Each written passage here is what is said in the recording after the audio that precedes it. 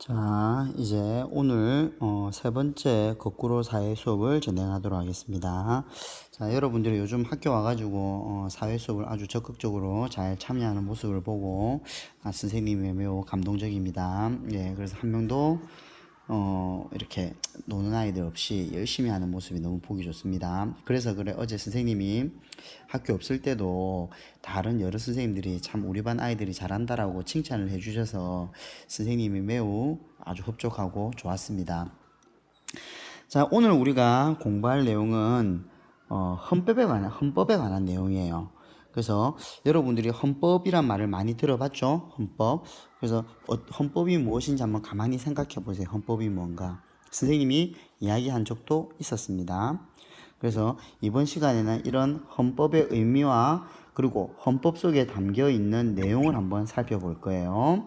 자, 헌법은 말 그대로 우리 앞에서 오늘 배웠죠. 규칙과 그래서 국가에서 국민들이 지켜야 할 규칙을 우리 법이라고 했죠. 그래서 이런 여러 법이 많을 거예요. 그런 법들 중에서도 아마 가장 먼저 정해진 법이 있겠죠. 가장 먼저 정해졌다라는 것은 가장 중요한 법이고 가장 기본되는 법이 되겠죠. 우리는 이런 법을 두고 헌법이라고 이야기를 합니다. 그래서 가장 으뜸되는 법이다 해서 법 중에 법이라고 불리게 되는 거죠. 그래서 헌법이 이렇게 이런 국회의원들이 국회의원들의 중요한 역할 중에 여러 가지 법을 만들어냅니다. 입법을 한다 하거든요. 그래서 이런 법을 만들어낼 때 이런 법들이 헌법을 보고 헌법에 맞는지 어긋남이 없는지 이제 그런 기준이 되는 법이 바로 또 헌법이 되겠습니다. 그래서 이 헌법 속에는 우리나라가 어떤 국가인지 또 국민들은 어떤 권리를 갖고 또 어떤 의무를 가지고 또 생활할 것인지 이런 아주 기초적인 아주 중요한 내용들이 헌법 속에 들어있게 되겠습니다. 자, 그럼 우리 헌법 속에 들어있는 내용을 한번 차례대로 한번 살펴보도록 합시다. 자, 첫 번째, 국민의 주권은 국민에게 있고 권력은 국민에게 놓은다. 아마 이 말은 여러분들 많이 들어봤을 거예요. 그래서 대한민국의 주권이 국민에게 있다. 그래서 국가의 일을 결정할 때는 국민에 의해서 결정되고 그렇기 때문에 민주주의라고 이야기를 했었죠. 그 다음에 또 헌법에는 어떤 내용도 있냐. 대한민국의 영토를 이렇게 정의를 해놨어요. 자, 그래서 부속 도서라는 말은 우리나라의 본토 외에 섬들을 섬을 도서라고 생각하면 됩니다. 자, 그 다음에 우리 또 대한민국은 사실 북한과 나눠져 우리 이렇게 분단되어 있죠. 그래서 대한민국은 아주 중요한 일 중에 통일을 해야 됩니다. 통일. 그래서 통일을 지향하며 자유민주적 기본 질서에 입각한 평화 통일 정책을 수립하고 이를 추진한다. 자, 그러면 여기서 이 헌법이 우리나라의 가장 기본적인 법이라고 했죠. 그러면 국가마다 과연 법이 같을까요? 헌법이 똑같을까요? 국가마다의 특성에 따라 조금 다르겠죠. 그 특성이 다른 법 내용이 바로 이 부분이 되겠죠. 왜냐면 우리나라는 분단이라는 특수 상황이 있기 때문에 이런 평화 통일 정책에 관한 내용이 헌법에 들어있게 되는 겁니다. 자, 그러면 또 우리 법안에는 어떤 내용이 있느냐. 모든 국민은 인간으로서 존엄과 가치 그리고 행복을 추구할 권리를 가지고 있다. 그래서 헌법 속에 국민들에게 보장되어 있는 권리라든가 가치 또 모든 인간이면 기본적으로 보장되어야 할 인권이 되겠죠. 인권. 이런 내용들이 들어있고 여기를 꼭 지켜라고 나와 있게 되는 겁니다. 또 여러분들 혹시 인문말 들어봤나요? 모든 국민은 법 앞에서 평등하다.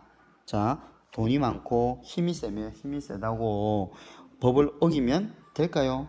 안 되겠죠. 그래서 모든 사람들은 법 앞에서 다 똑같다. 그래서 성별, 종교, 사회적 신분에 대한 차별을 받지 않는다라는 내용도 헌법에 명시되어 있습니다. 자, 또 우리 헌법 속에 들어있는 것 중에 국가적인 정책 혹은 국가적인 어떤 일을 추진할 때 그 법률에 정한 바에 의해서 우리 모든 국민은 선거권을 가지는 거죠. 여기서 일단 법률에 정한다 말은 어린 아이들까지 주는 것이 아니라 특정 나이 이상이 되는 만 19세 되는 아이들이 이상의 성인들이 선거를 할 수 있다는 이런 내용도 법 안에 들어있게 되겠습니다.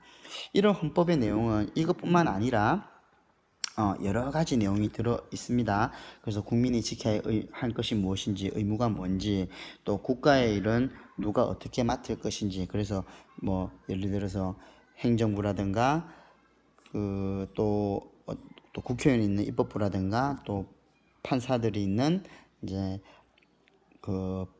법무부, 이렇게 여러 법무부가 아닌 우리 법원이 되겠죠. 우리 지난 시간에 우리 법이 항상 불변하고 변하지 않을까요?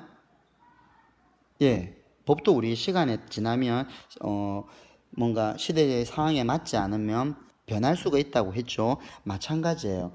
이런 헌법도 시대의 흐름에 따라서 바꿀 수가 있습니다. 그런데 이제 그냥 일반 법처럼 확확 바뀌는 것이 아니라 모든 국민들이 이 법을 바꿀지 말지를 결정하는 국민 투표를 하게 됩니다. 그래서 이런 내용들도 다 헌법에 들어있게 되겠습니다. 자, 여러분 혹시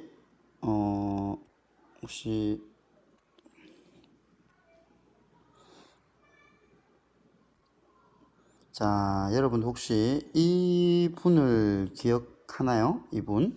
혹시 이분이 누구신지 여러분들 기억합니까?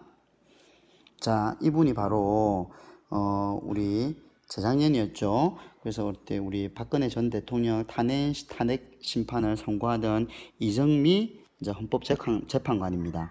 자, 그러면 이 헌법재판관이 있는 곳은 우리나라의 헌법재판소라는 곳이에요. 자, 그러면 헌법재판소라는 것은 무엇일까요? 예, 헌법재판소라는 것은 바로 요겁니다. 헌법을 지키는 곳이 바로 헌법재판소인데, 어떤 중요한 사안이 있거나, 그리고 법률이 헌법에 어긋나는지를, 이제, 그렇지 않은지를 판단하는 기관이 바로 헌법재판소가 되겠습니다. 그래서 이 헌법재판소에서 헌법에 맞지 않다고 결정이 나버리면 어떤 법률을 만들더라도 그 법률은 이제 더 이상의 법으로서의 가치가 없어지게 되는 거죠.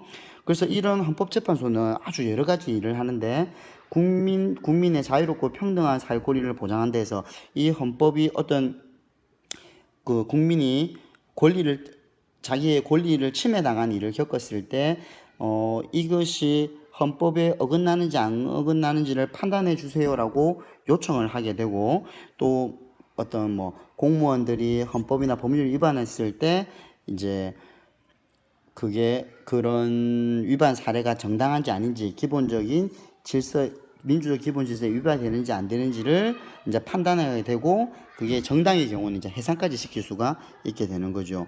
그것뿐만 아니라 국가 간이라든가 국가 기관 간이라든가 지방자치단체와 지방자치단체 간에 다툼이 있을 때 어떤 법리적인 헌법에 어긋나는지 안 어긋나는지를 판단해 주는 것도 바로 헌법재판소가 되겠습니다. 결국 헌법재판소의 가장 중요한 일은 헌법을 지키는 일이고 국민의 권리를 보호하는 기관이 된다라는 것을 여러분도 함께 알면 좋겠습니다. 이런 헌법재판소에는 물론 재판관이 있을 겁니다. 그러면 재판관이 한 몇 명쯤 될 것 같습니까? 예, 이 헌법재판소의 재판관은 이렇게 9분이 계십니다. 하나, 둘, 셋. 이렇게 9분이 계시게 되는데, 우리 보통 일반 재판에서 보면 판사 한 분에 혹은 한 세 분 정도가 보통 판단을 내린다면, 이 헌법재판소의 경우에는 아주 중요한 법률적인 법리를 다루는 경우들이 많기 때문에 9명의 재판관에서 6명 이상이 찬성을 해야지, 혹은 찬성이나 반대를 통해서 그런 어떤 법률이 통과할 것인지 아니면 사라지게 되는지를 결정하게 되는 겁니다. 자, 우리 오늘 이상해서 우리 이렇게 이제 3시간에 걸쳐서 우리 생활과 민주정치에 관한 이야기를 한번 공부해 봤습니다. 자, 오늘 우리가 했던 내용은 헌법의 의미와 헌법에 담겨 있는 내용을 한번 살펴봤죠. 그래서 여러분들이 오늘 컴퓨터를 가지고 한번 헌법을 한번 검색해 보세요. 그러면 헌법에 뭐 몇 조, 뭐 몇 항 이런 것들이 쭉 나오게 될 거거든요. 그런 부분들을 한번 같이 한번 읽어보면 뭐 어떤 내용이 있는지를 살펴보면 좋을 것 같습니다. 자, 오늘 거꾸로 수업은 여기서 마치도록 할게요.